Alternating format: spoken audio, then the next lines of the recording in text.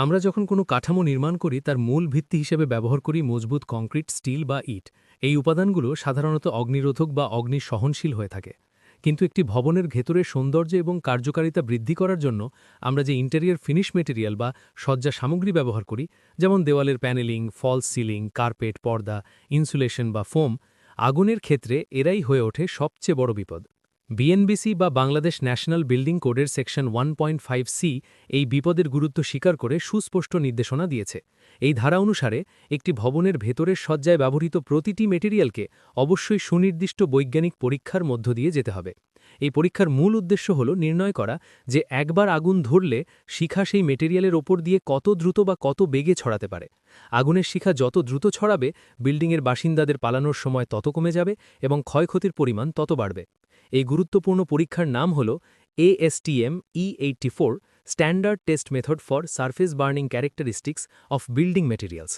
সম্মানিত ইঞ্জিনিয়ার ও ডিজাইনারবৃন্দ, ASTM E84 পরীক্ষাকে তার প্রয়োগ পদ্ধতির কারণে সাধারণত স্টাইনার টানেল টেস্ট নামে অভিহিত করা হয়। এটি ফায়ার সেফটি ডিজাইনের একটি অন্যতম ভিত্তি। পরীক্ষা পদ্ধতি: টানেল স্থাপন।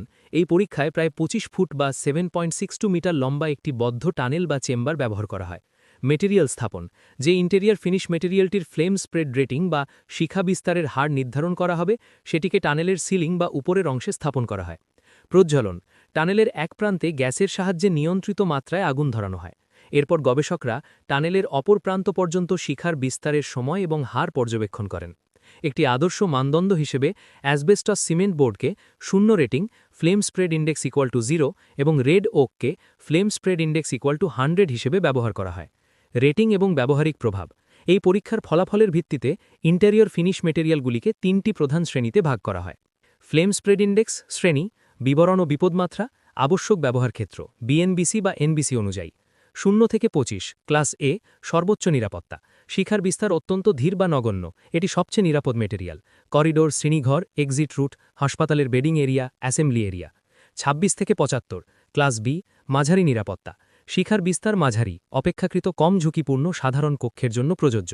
অফিস কক্ষ, শ্রেণীকক্ষ, সাধারণ আবাসিক ইউনিট। 76 থেকে 200 ক্লাস সি, সর্বনিম্ন নিরাপত্তা, শিখা দ্রুত ছড়ায় এবং উচ্চমাত্রায় ধোঁয়া উৎপন্ন করে যা পালানোর পথ দ্রুত বন্ধ করে দেয়, যার ফলে নিশ্চিত জীবনহানি ঘটবে। বিবরণ ও বিপদমাত্রা হিসাবে খুব কম ঝুঁকিপূর্ণ বা ছোট ব্যক্তিগত স্টোরেজ এরিয়ার জন্য প্রযোজ্য, তবে বিএনবিসি অনুযায়ী গুরুত্বপূর্ণ এলাকায় এর ব্যবহার সীমিত বা নিষিদ্ধ।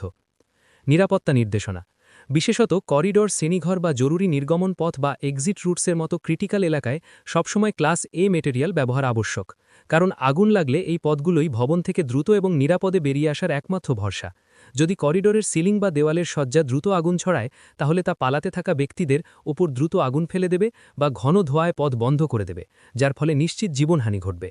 ডিজাইনার এবং বাস্তবায়নকারী ইঞ্জিনিয়ার হিসেবে অগ্নি নিরাপত্তার এই মানদণ্ডগুলি কঠোরভাবে অনুসরণ করা আপনাদের প্রফেশনাল এবং নৈতিক দায়িত্ব।